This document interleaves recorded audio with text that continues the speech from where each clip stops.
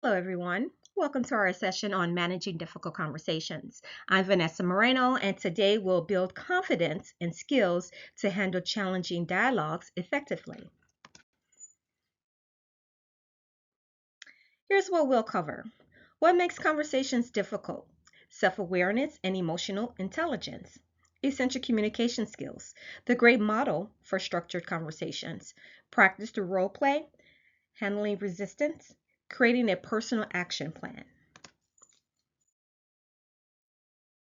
By the end of this session, you'll be able to apply skills like active listening, I statements, and open ended questions. Recognize emotional triggers and high stakes factors. Use the GREAT model to guide conversations and develop a personal plan to improve your skills. To get started, think of a recent difficult conversation you had, perhaps at work or at home. What made it difficult?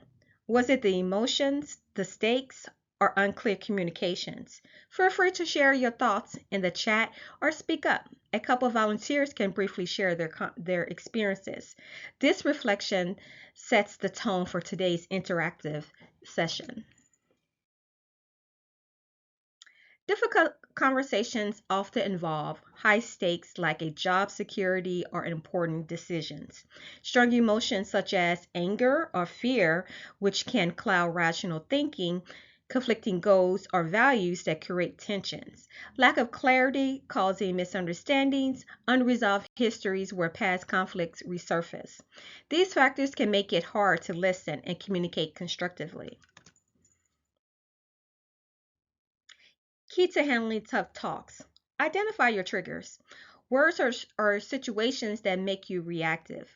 Understand your own emotional patterns to respond better.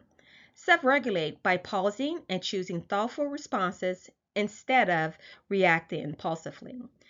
Show empathy by acknowledging others' feelings, which lowers tension and builds connections. Let's clear up some common myths. Myth: address issues immediately when emotions run high. Reality: it's better to wait until emotions are managed for a productive conversation. Myth: using you statements is more effective. Reality: I statements reduce blame and encourage openness. Myth: silence avoids conflict. Reality: avoidance usually worsens the problem over time. Using right approach helps conversations become more constructive. Key to handling tough talks: identify your triggers, words, or situations that make you reactive. Understand your own emotional patterns to respond better. Self regulate by pausing and choosing thoughtful responses instead of reacting impulsively. Show empathy by acknowledging others' feelings, which lowers tension and builds connections.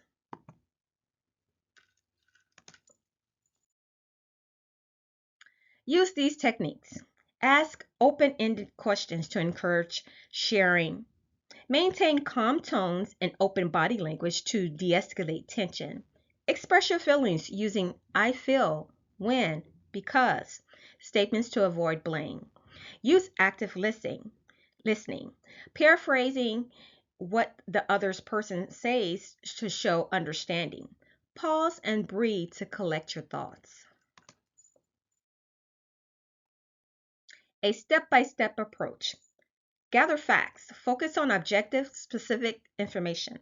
Reflect feelings, acknowledge emotions empathetically. Express your perspectives. Use I statements to share your views respectfully. Agree on solutions. Work together on mutually acceptable outcomes. Track progress. Schedule follow ups and hold each other accountable. This model helps create clearer and more productive conversations.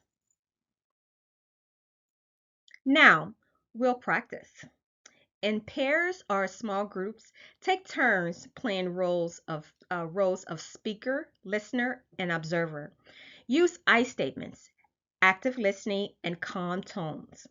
Observe and provide feedback using our checklist. Were they respectful? Did they listen and paraphrase? Did they invite of the other person's perspective. Role play builds confidence and skill.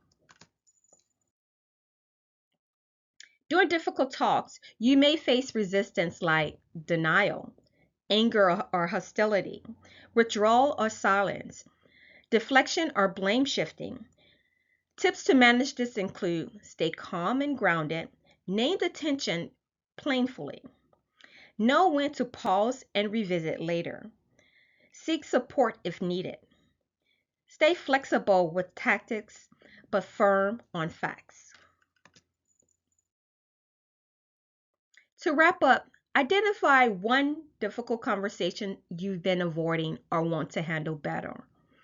Commit to the conversation you'll initiate, the communication strategy you'll use, like the GRAPE model or I statements.